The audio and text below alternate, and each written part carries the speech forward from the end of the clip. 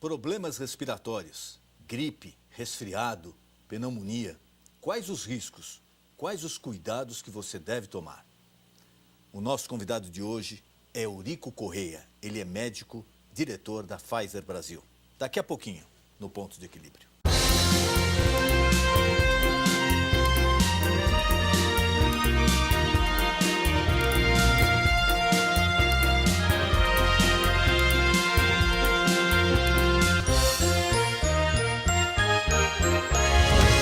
Tosse, febre, secreção nasal e dor de garganta podem ser o início de várias doenças de origem respiratória.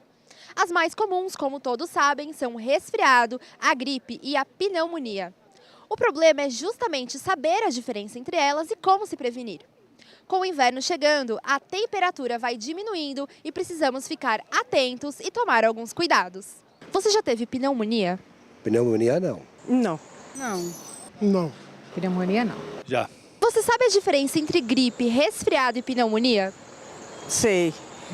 A pneumonia, ela pode ser bacteriana ou virológica, né? O resfriado não tem febre e a gripe tem febre. Olha, a pneumonia é uma doença um pouco mais séria, né? E o resfriado é uma coisa assim mais comum, enquanto a gripe ela é mais perigosa. Gripe é virose e pneumonia é bactéria. Imagino que a pneumonia você afeta muito os pulmões, né? É uma infecção nos pulmões. Bom, gripe e resfriado, a minha noção sempre é de que a gripe é muito forte, te derruba, e o resfriado é uma coisa leve. Esse é o mínimo que eu posso te dizer. O resfriado é mais nariz, cabeça e tosse. Agora a pneumonia é mais tosse. Você sabia que existe uma vacina contra a pneumonia? Sim. Quanto à pneumonia, eu não sabia. Já tomei. Não. Não sabia. Toma a vacina dos velhos. Não sei se é essa aí. No programa de hoje, o pastor Denis Munhoz e seu convidado falarão um pouco mais sobre as doenças respiratórias. Não perca! Eurico Correia é formado pela PUC de Campinas com especialização em cardiologia e mestrado em medicina farmacêutica na Irlanda. Trabalhou com atendimento clínico por 10 anos e depois ingressou na indústria farmacêutica. Iniciou sua carreira na Pfizer como gerente médico de grupo de produtos. Atualmente, Eurico Correia é diretor médico da Pfizer Brasil. Muito boa noite, meu amigo, minha amiga. O nosso encontro de final de noite. Programa Ponto de Equilíbrio. Acesse as nossas mídias, as redes sociais. Aí você está vendo, tem o nosso endereço no Facebook, no WhatsApp, o e-mail. Se você quiser participar, você pode enviar a sua dúvida, seu comentário, a sua pergunta. E se você quiser assistir o programa, de repente o programa que você perdeu, você gostaria de assistir ou assistir novamente, aí você vê o canal no YouTube. Nesse endereço do YouTube, você acessando, todos os programas já veiculados estarão disponíveis. O programa é sempre feito pensando em você. E nessa noite é com imenso prazer que recebemos Eurico Correia. Ele é médico e diretor da Pfizer Brasil. Doutor, obrigado por ter aceito o nosso convite. Eu que agradeço pelo convite. Prazer enorme receber o senhor aqui. Prazer é nosso. Vamos falar desse tema tão polêmico, tão divulgado e com muitas coisas que procedem, outras não. Parece que as informações que chegam, né, ao público são desencontradas. A pneumonia, que é uma doença, principalmente nos mais velhos, que pode ser fatal. Como tratar, como evitar, quais os cuidados que se tem que ter para evitar essa doença? Perfeito. Bom, a pneumonia é uma doença que ela acomete os pulmões, pelo próprio nome diz, né? Ela é uma infecção que normalmente tem características diferentes de outras infecções respiratórias, tipo o resfriado e a gripe. A gente pode comentar um pouquinho sobre isso depois, mas particularmente a pneumonia, ela cursa com um quadro de tosse importante, febre normalmente alta, a indisposição geral, dor no corpo, muitas vezes com falta de ar, dependendo das condições clínicas do paciente, e, acima de tudo, ela pode acarretar a morte do paciente. Então, é uma doença que tem que ser encarada com seriedade, ela tem que ser vista e tratada da forma adequada para se evitar essas consequências. Ela normalmente tem uma gravidade maior nos pacientes que têm as suas defesas comprometidas, e aí nós dividimos normalmente em 2 grupos. as crianças ou os mais jovens e os mais idosos são aqueles que, por a própria natureza da evolução, têm a sua imunidade diminuída. Esses são os grupos chamados de maior risco. Não estamos excluindo outras idades. Então, esses dois grupos, a gente precisa ter uma atenção especial para que se possa diagnosticar precocemente, ou o mais rápido possível, e instituir o tratamento. Quando tratada, o prognóstico normalmente é bom. A pneumonia em si, ela é um grupo de doenças, vamos dizer assim, porque na medida em que ela se divide em vários agentes causais, pode ser por bactérias, por vírus, por fungos, que são os mofos que a gente entende do dia a dia, né? E esses são os principais causadores da doença. Então, aquela história, desculpe, doutor, como leigo, né? Claro. Aquela história quando fala, olha, cuidado com esse frio, você vai tomar um vento e vai pegar pneumonia. Então, essa é uma das coisas que eu ia abordar durante a nossa conversa, né? Existem alguns mitos sobre a questão da pneumonia. Um deles é de que você tem que evitar, como, por exemplo, cuidado, não tome gelado no dia frio ou quando você está resfriado. Exato, né? A gente escuta muito. A gente escuta muito. É conselho de vó isso, Exato. Né? Ele vale para prevenir a saúde ou para melhorar a saúde de uma forma geral, mas para a pneumonia especificamente, não. A outra coisa é a questão de não tomar sereno, não tomar friagem. Isso é muito comum. Sai com agasalho. Cobre o pescoço, enfim, coisas da cabeça, exatamente, coisas desse tipo. Eu não estou dizendo que esses conselhos não são válidos, eles são no sentido de prevenção de saúde de uma forma geral. Por quê?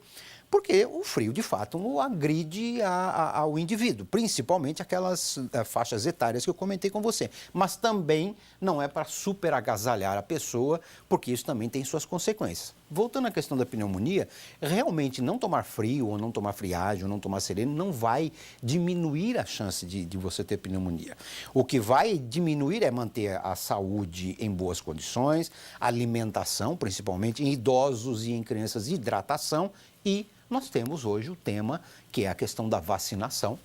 A gente sabe que muitas das doenças da chamada infância já têm vacinas, mas nós temos também vacina contra a pneumonia. A gente pode falar um pouquinho sobre isso mais adiante. Eu acho que de extrema importância, porque a grande massa não tem conhecimento da vacina contra a pneumonia. Não tem. Esse é o nosso interesse e o nosso trabalho desenvolvido ao longo dos últimos 3, 4 meses, preparando uma campanha e trabalhando junto com sociedades médicas. Particularmente a Sociedade Brasileira de Imunizações, que é uma sociedade preocupada com a vacinação, ela trabalha as questões de calendários de vacina, de recomendações, tipos de pessoas que devem ser vacinadas e, ao mesmo tempo, a Sociedade Brasileira de Pneumologia e Tisiologia, que cuida das doenças do pulmão em particular. Então, a Pfizer desenvolveu esta campanha em conjunto com eles, nós damos o suporte, mas a campanha é toda deles.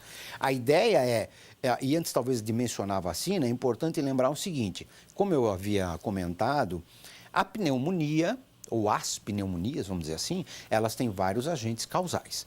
Um deles, que é um dos mais importantes, é a pneumonia bacteriana. E dentre as bactérias mais comumente causadoras da pneumonia, nós temos uma que até leva o nome de pneumococo, ela tem um outro nome mais complicado, especificamente, mas ela até leva o nome de pneumococo porque ele frequentemente causa pneumonia. E esta bactéria, ela, na verdade, ela acomete, como eu falei anteriormente, as faixas etárias de maior risco, mas ela se dissemina em toda a população de pacientes que desenvolvem pneumonia. Um dado interessante aqui é lembrar o seguinte, nós temos aí dados que mostram que tem cerca de 1.600.000 pessoas por ano que têm pneumonia de uma forma geral. Dentre esses, 3 a 4 em cada 10 são causadas pelo pneumococo. E aí entra a questão da vacina. Nós temos vacina para pneumonia causada pelo pneumococo. Na verdade, a indicação é de que as pessoas que estão nas faixas de risco devem se vacinar também contra a pneumonia. Aqui vale um detalhe que é o seguinte, é interessante a gente mencionar que essa vacina vai desde a criança até o adulto mais acima de 50 anos. É interessante mencionar o seguinte, até cerca de 2009, antes das campanhas mais agressivas de vacinação contra o pneumococo em crianças, as crianças respondiam por cerca de 40% a 45% das internações por pneumonia.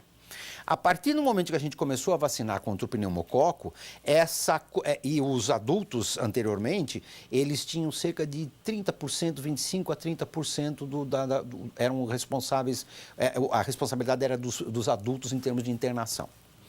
Muito bem, a partir do momento que começou a se vacinar crianças, esta proporção se inverteu.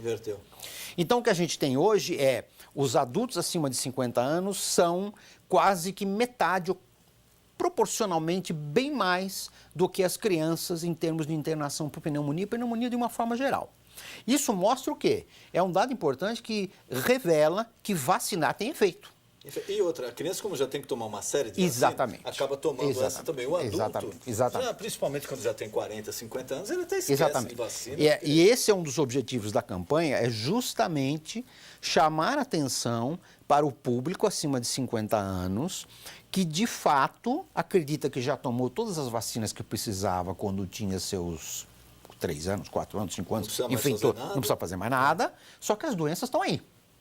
Então, um dos objetivos desta campanha com a Sociedade de Imunizações e de Pneumologia é chamar a atenção para o fato de que pessoas acima de 50 anos, muito contrariamente do que se achavam de que elas propriamente podem achar, estão sim sujeitas a ter algumas doenças e dentre elas, em particular, a pneumonia pneumocócica. Então, aqui nós temos que parar e voltar um pouquinho para trás e ver o seguinte, um grande avanço foi a vacina contra a gripe. Tá? Então, precisa anualmente tem que ser renovada. A gente pode falar um pouquinho sobre isso também. A vacina contra a gripe ajudou muito e deve continuar a ajudar a chamar a atenção, alertar essa população acima dos 50 anos de que tem que vacinar sim. E não é só contra a gripe. E aí vale um pouquinho de a gente elaborar um pouco mais as pessoas, aquilo que eu tinha comentado com você, Denis, no começo, que é o seguinte, diferença entre resfriado, gripe e pneumonia. Todas elas são infecções respiratórias. Vamos deixar de lado um pouquinho a sinusite. Mas o resfriado, a gripe e a pneumonia são distintas. Elas têm normalmente origens diferentes, quadros clínicos diferenciados e também consequências.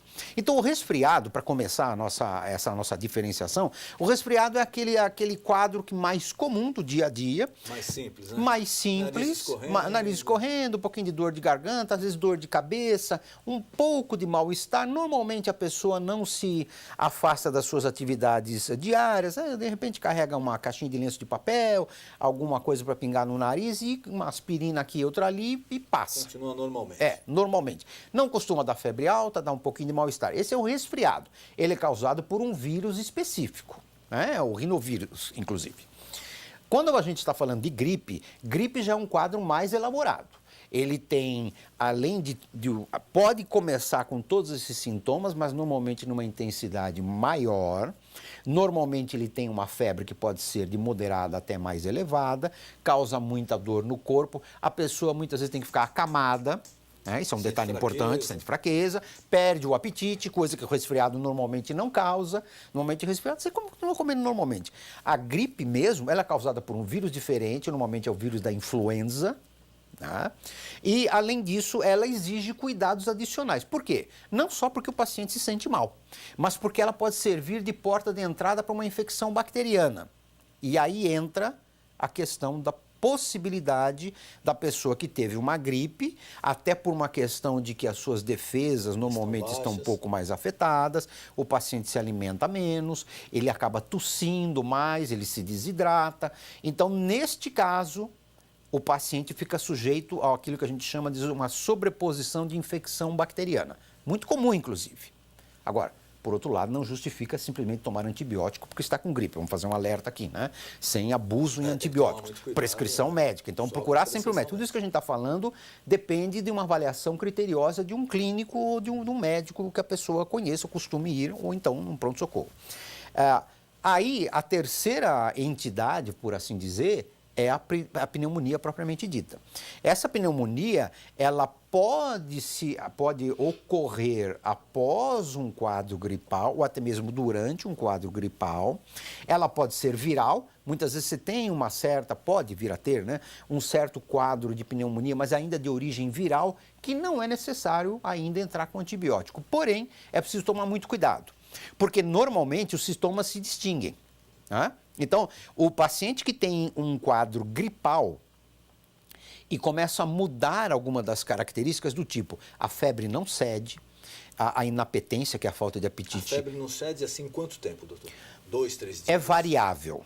Porque você pode ter uma gripe que dura de 3 a 4 dias e essas que a gente tem visto agora com esses vírus mais complicados, ela pode se prolongar. É verdade.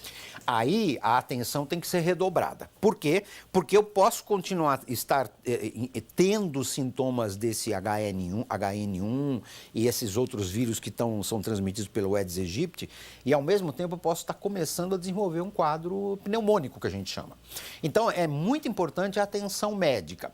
Nesse caso, quando a febre não baixa, os sintomas normalmente se agravam, o paciente começa a ter tosse mais intensa e, além disso, alguns quadros o paciente apresenta dor torácica quando tosse ou quando respira. Aqui vale uma observação. A dor aqui nessa região do peito, ela pode das ser em costas. qualquer lugar, ela normalmente é uma dor empontada. Aqui vale uma observação.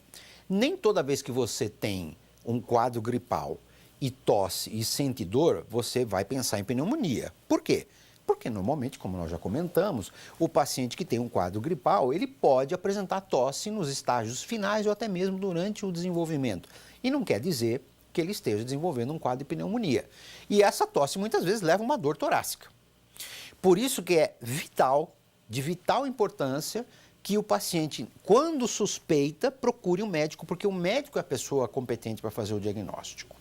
E aí, o quadro clínico somado, eventualmente, a um raio-x ou alguns exames de laboratório podem indicar se o paciente está ou não com pneumonia. Agora, o dado aqui adicional que a gente vale a pena fornecer é o seguinte: alguns desses pacientes, e a gente tem aí um valor entre 30% a 40% dos pacientes, precisam ser internados por causa de pneumonia. Então, na verdade, a gente já começa a ver que a pneumonia, gripe normalmente não vai levar a pessoa a ir para uma enfermaria, né? A gente resolve normalmente em casa, com alguns cuidados gerais, eventualmente melhorar a alimentação, então isso consegue se resolver no ambiente familiar. Agora, a pneumonia, cerca de 30% a 40% dos pacientes precisam de internação. E os pacientes que já têm outras doenças cardiovasculares ou têm doença pulmonar crônica, que normalmente afeta os fumantes, ou tem asma crônica, popularmente conhecida como bronquite, né, que na verdade é asma, esses pacientes têm uma chance maior de apresentar complicações, inclusive de apresentar a possibilidade de mortalidade por causa de pneumonia. Então, estes pacientes compõem o número daqueles que vão precisar de internação e esses merecem uma atenção especial. Aí, de novo, nós entramos com a questão da vacina contra a pneumonia pneumocócica. Estes pacientes são os que mais se beneficiam de você prevenir uma pneumonia pneumocócica por razões óbvias, aquilo que a gente acabou de comentar. Por outro lado, na medida em que a gente avança em termos populacionais e hoje a população está envelhecendo graças a tratamentos inovadores como o controle do colesterol, controle do diabetes, enfim, Mais coisa vai aparecendo. Mas, exatamente. Então, é inevitável. Então, por que que hoje... Fala muito da próstata, mas antigamente não tinha mais. É porque o homem durava até 50, 55 anos. Hoje ele vai a 80. A mesma 85, coisa 90. com Alzheimer, né? Se você começar a falar, mas ninguém falava de Alzheimer há 20 anos atrás. Claro que não. Até porque, muito provavelmente, se confundia aquilo que a gente chamava de demência senil com Alzheimer. Dá para diferenciar as coisas. Então, quando a gente vai para o território das doenças respiratórias, o fenômeno é o mesmo. Eu tenho hoje o paciente que vive 70, 75, 80 anos, o que ele tem? Normalmente ele tem já uma depressão da imunidade, comentamos no começo da nossa conversa, ele começa a ir para os extremos da vida, tá certo? Resistência mais baixa, que é isso. Ele pode estar associado já com um déficit da função pulmonar, que acaba acontecendo ao longo do tempo. Ele tem uma deficiência, uma diminuição da função renal também, porque a gente tem um coeficiente que vai mostrando a função renal e ele vai decaindo ao longo do tempo. Tudo isso ele pode ser diabético. Enfim, o paciente na 7ª ou 8ª década de vida, normalmente ele toma algum outro medicamento para alguma coisa. Raramente você vai encontrar uma pessoa que diz que nunca foi ao médico, né? É curioso, né? Você vai no interior do país, aí muitas vezes, nunca fui no médico. Eu acho que isso ainda é muito motivo de orgulho, né? A pessoa tem que cuidar da saúde. Ir ao médico é uma das formas de fazer isso.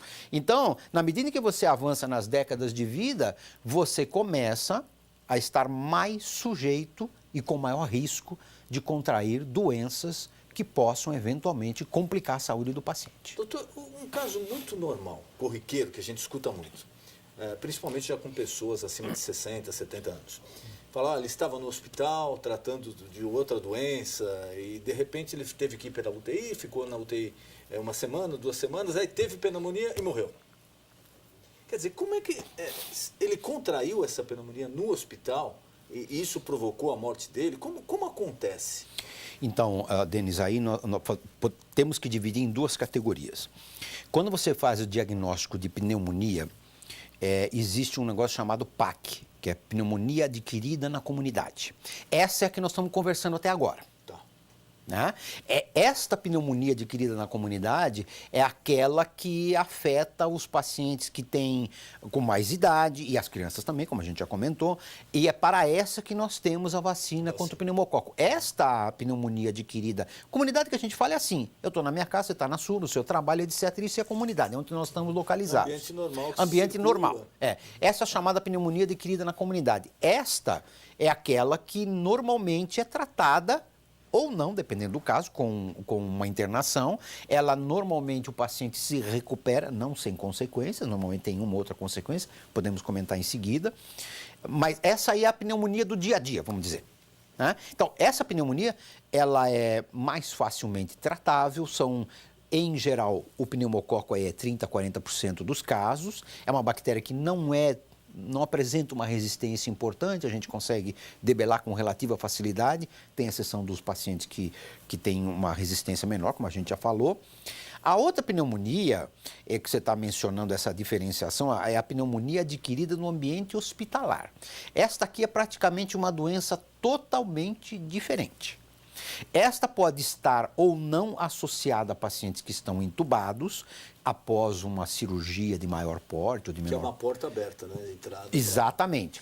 Estes pacientes, além de estarem, mesmo os que não estão no respirador, normalmente passaram por uma cirurgia de grande porte, eles já têm alguma doença concomitante, eles fizeram algum tratamento para alguma doença que causa uma debilidade do sistema imunológico, câncer, por exemplo, né? A maioria dos tratamentos iniciais em oncologia, em câncer, eles visam exatamente... São agressivos. São agressivos, né? Dependendo da agressividade do tratamento. Esses pacientes estão sujeitos, e isso aqui é praticamente uma doença separada. Né? Ela tem germes diferentes que causam, o acompanhamento é diferente e algumas vezes esses pacientes podem ter que ser admitidos na terapia intensiva por causa da gravidade dos sintomas, da dificuldade do tratamento, muitas vezes são pacientes debilitados. Teve recentemente o caso do Calbi Peixoto, não foi isso?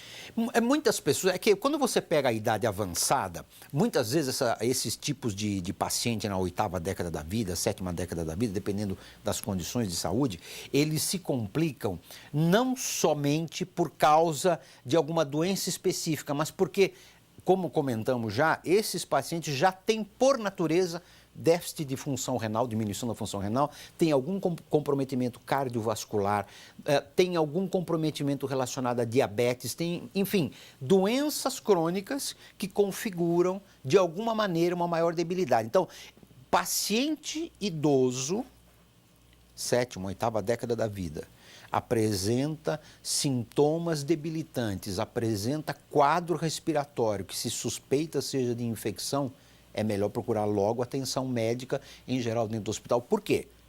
Por causa daquilo que a gente já comentou. Eles são mais suscetíveis a esses germes, normalmente têm menos resistência e algumas vezes, ou uma boa parte das vezes, não respondem bem ao tratamento. Então, o que a gente vê isso acontecer, normalmente, e paciente idoso fez fratura de colo de fêmur, ou passou por uma cirurgia grande, ou então ele teve algum acidente em casa, eles desidratam muito fácil, eles têm a imunidade, as defesas diminuídas, a recuperação é muito mais lenta. Então, esses quadros, às vezes, a pessoa, ele estava bem, foi para o hospital, não é isso? Teve uma pneumonia e veio a óbito, faleceu, infelizmente. Por quê? Por causa de tudo isso que a gente comentou. Então, esses casos não são casos simples, né? Não é aquela pneumonia adquirida na comunidade, já é um quadro muito mais complicado, muito mais complexo. E a vacina funciona nesse caso? A vacina funciona contra o pneumococo. Certo. Se for esse outro tipo... É porque as bactérias são outras, né? E este paciente não é o foco desse tipo de vacinação. Certo. Seria mais preventivo. Exatamente. Vamos dizer que esse paciente é a exceção dentro da pneumonia, porque ele contraiu num ambiente totalmente diferente. Como eu comentei contigo, Denis, isso são patologias praticamente diferentes uma da outra. Então, a gente encara a pneumonia adquirida na comunidade, que é o paciente, somos nós aqui, do dia a dia, né? Do paciente que foi internado por alguma outra razão e acaba adquirindo uma infecção dentro do hospital. Doutor, queria mais uma vez agradecer a presença do senhor aqui, nosso tempo está se encerrando. E queria colocar à disposição algum tema que eu não perguntei, ou algum recado que o senhor queira passar para o nosso telespectador. Por favor, fique à vontade. Eu diria que o mais importante é a gente procurar diferenciar a sintomatologia, os sintomas das várias doenças, para que o paciente possa tomar a atitude e as necessárias ações diante de uma possível gravidade. Lembrar que nós temos uma campanha agora importante sobre vacinação, chama-se pneumoniatemvacina.com.br, se quiser acessar o site. Pneumoniatemvacina.com.br e tem todas as informações possíveis sobre a campanha. Essa campanha vai estar rodando várias cidades do Brasil, São Paulo, Rio de Janeiro, Fortaleza, Curitiba, Campinas, enfim, lá no site o telespectador tem condições de encontrar todas as informações e lembrar o seguinte: prevenção é muito melhor do que a gente ter que tratar depois um quadro mais complicado. Doutor, muito obrigado. Foi um prazer receber o senhor aqui. O prazer foi meu. Muito obrigado.